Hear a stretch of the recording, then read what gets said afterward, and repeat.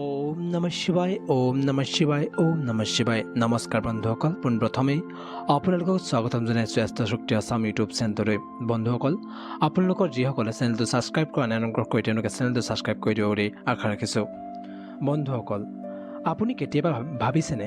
দৰকাৰী কামত যেতিয়া আপুনি ঘৰৰ পৰা ওলাই যায় তেতিয়া ৰাস্তাত দেখা পোৱা এটা সাধাৰণ বস্তু বা প্ৰাণী এটাই আপোনাৰ সেই দিনটোৰ ভৱিষ্যত নিৰ্ধাৰণ কৰিব পাৰে হয় আমাৰ পৌৰাণিক ধৰ্মগ্ৰন্থ আৰু জ্যোতিষশাস্ত্ৰৰ মতে যাত্ৰাপথত দেখা পোৱা কিছুমান বিশেষ বস্তুৱে আমাক আগতীয়াকৈ সংকেত দিয়ে আমাৰ কামটো সফল হ'বনে নাই লাভ হ'বনে লোকচান হ'ব আজিৰ ভিডিঅ'টোত আমি জানিম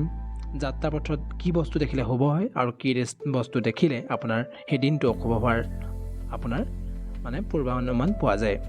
আৰু যদি বেয়া সংকেত দেখা পায় তেতিয়া সেই কুপ্ৰভাৱ আপুনি কেনেকৈ হাত সাৰিব পাৰিব সেই বিষয়ে আমি আলোচনা কৰিম গতিকে ভিডিঅ'টো শেষলৈকে চাব আৰু যদি ভিডিঅ'টো ভাল পায় লাইক কৰিব আৰু বন্ধুবৰ্গৰ পৰিয়ালবৰ্গৰ মাজত শ্বেয়াৰ কৰিব বুলি আশা ৰাখিছোঁ আমি এতিয়া প্ৰথমেই আলোচনা কৰিম শুভ সংকেতসমূহ যিবোৰ দেখিলে আপোনাৰ যাত্ৰাপথ তাত যদি আপুনি সেই বস্তুবোৰ দেখে তেতিয়া আপুনি 100% আজিৰ দিনটো সফল হ'ব বুলি গম পাব পাৰে তাৰে প্ৰথমটো হৈছে পানীৰে ভৰা কলহ যদি ঘৰৰ পৰা ওলোৱাৰ সময়ত কোনো মহিলাই পানীৰে পূৰ্ণ কলহ লৈ আহে বা বাল্টিত লৈ আহে সেয়া যদি দেখা পায় তেন্তে আপুনি সেয়া অতি শুভ লক্ষণ হিচাপে প্ৰমাণিত হ'ব ই বুজায় যে আপোনাৰ মনোকামনা অতি সোনকালেই পূৰণ হ'ব আৰু ধন লাভৰো আজি যোগ আছে ইয়াৰ পিছতো গৰু আৰু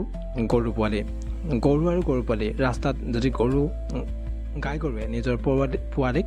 গাখীৰ খুৱাই থোৱা দেখে তেন্তে আপুনি যি কামৰ বাবে গৈছে তাত নিশ্চিতভাৱে সফলতা লাভ কৰিব বুলি অনুমান কৰিব পাৰে ই মাতৃৰ আশীৰ্বাদৰ প্ৰতীক হিচাপে বুজা যায় বগা ফুল বা সংশোধনী 3 নম্বৰটো আমি আলোচনা কৰিছোঁ বগা ফুল আৰু বা সংশোধনী শুনা পালে কি হয় যাত্ৰাৰ আৰম্ভণিতে বগা ফুল দেখা পালে বা মন্দিৰত শংখৰ মাত শুনিলে যাত্ৰাৰ বিজয় আৰু মানসিক শান্তিৰ আপোনাৰ সেয়া সূচায় গতিকে আপুনি যদি বগা ফুল বা শংখৰ ধ্বনি শুনে তেন্তে আপুনি গম পাব আজিৰ দিনটোত আপোনাৰ যাত্ৰাত বিজয় লাভ কৰিব শৱযাত্ৰা মৃতদেহৰ যি যাত্ৰা কৰে মৃতদেহৰ শ্মশানলৈ নিয়াৰ সময়ত আচৰিত লাগিলেও জ্যোতিষশাস্ত্ৰ মতে যাত্ৰাপথত মৃতদেহ বা আপোনাৰ যি শৱযাত্ৰা মৰিহালৈ নিয়াৰ সময়ত দেখিলে অতি শুভ হয় ই আপোনাৰ ৰৈ যোৱা বা স্থগিত হৈ থকা কাম সম্পূৰ্ণ হোৱাৰ সংকেত দিয়ে সেয়ে আপুনি মৃতদেহ নিয়া বা দেখিলে আপুনি হাতযোৰ কৰি প্ৰণাম জনাই আগবাঢ়ি যাব তেতিয়া আপুনি সেই দিনটোত সুফল লাভ কৰিবলৈ সক্ষম হ'ব গতিকে এইকেইটা হৈছে আমাৰ কিছুমান শুভ সংকেত যিবোৰ দেখিলে আপুনি গম পাব পাৰে যে আজিৰ দিনটোত আপোনাৰ শুভ ফল লাভ কৰিব পাৰে এতিয়া আমি আলোচনা কৰিম এনে কিছুমান অশুভ সংকেত যিবোৰ সংকেত আপুনি দেখিলে গম পাব যে আজিৰ দিনটোত আপোনাৰ লোকচান বা বিপদৰ আগজাননী দিছে খালী কলহ বা পাত্ৰ যদি সন্মুখৰ পৰা কোনোবাই খালী কলহ লৈ আহে বা খালী বাল্টি এনেকুৱা তেন্তে ই আপোনাৰ কামত বাধা হোৱাৰ বা নিৰাশ হোৱাৰ সম্ভাৱনা বৃদ্ধি কৰে মেকুৰীয়ে ৰাস্তা কটা বিশেষকৈ ক'লা মেকুৰীয়ে সোঁফালৰ পৰা যদি বাওঁফাললৈ যাত্ৰা আৰম্ভ কৰে তেন্তে যাত্ৰাত বিঘিনি ঘটিব পাৰে বুলি বিশ্বাস কৰা হয় আৰু সেয়া দেখা যায় বেছি ক্ষেত্ৰত ই কামত বিলম্ব আৰু বিবাদৰ সৃষ্টি কৰিব পাৰে গতিকে আপুনি মেকুৰী আৰু যদি বাওঁফালৰ পৰা সোঁফাললৈ যোৱাটো অলপ কম প্ৰভাৱ পৰে কিন্তু সোঁফালৰ পৰা যি বাওঁফাললৈ যায় সেয়া কিন্তু অতি বেয়া হিচাপে প্ৰমাণিত হয় সাপে ৰাস্তা কটা সাপ ৰাস্তাইদি পাৰ হৈ যোৱা আপুনি যোনফালেদি গৈছে যাত্ৰাৰ সময়ত হঠাতে যদি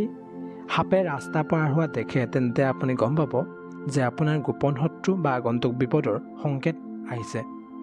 গতিকে তেতিয়া সাৱধান হোৱাৰ প্ৰয়োজনীয়তা আছে কুকুৰৰ কাজিয়া বা কণা কটা ৰাস্তাত কুকুৰে কাজিয়া কৰি থকা দেখিলে বা কোনো মানুহে কান্দি থকা দেখিলে সেয়া আপুনি গম পাব যে আপোনাৰ মানসিক অশান্তি আৰু ধনহানি বা বিফলতা আহিব পাৰে গতিকে সেই ক্ষেত্ৰতো সাৱধান হোৱাৰ প্ৰয়োজনীয়তা আছে এইকেইটা যদি আপুনি দেখে পৰাপক্ষত আপুনি যাত্ৰাটো যদি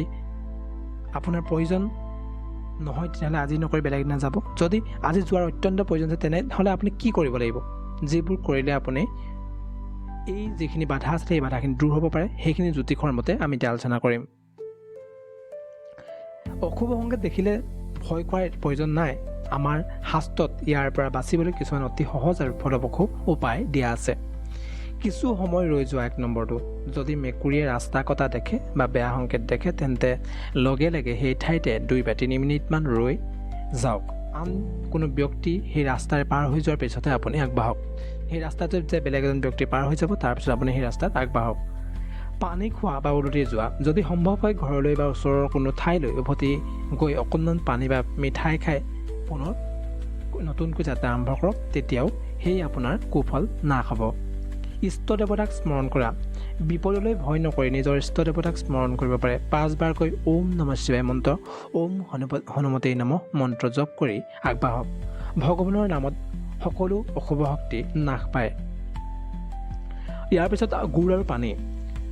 যিকোনো দৰকাৰী কামত ওলোৱাৰ আগতে ঘৰৰ পৰা অলপ গুড় বা পানী খাই ওলাই যাওক, তেতিয়া আপোনাৰ যাত্ৰা মংগলময় হয় বুলি বিশ্বাস কৰা হয় আৰু শাস্ত্ৰমতেও ইয়াত দেখা গৈছে যে এনেদৰে কৰিলে সুফল পাব পাৰে। আপোনাৰ যি বাধা থাকে বাধা দূৰ হয়। বন্ধুসকল, আপোনালোকে যদি এনে সংকেত দেখিছে তেতিয়াহ'লে আপোনালোকৰ জীৱনত তেনে কিবা সংঘটিত হৈছে নি, জীৱনত যে আপোনাৰ কুফল পাইছে নি, তেতিয়া আপুনি সেয়া কমেণ্টত জনাওক। যদি ভিডিঅ'টো ভাল পাইছে লাইক কৰিব আৰু কমেণ্টত জনাব।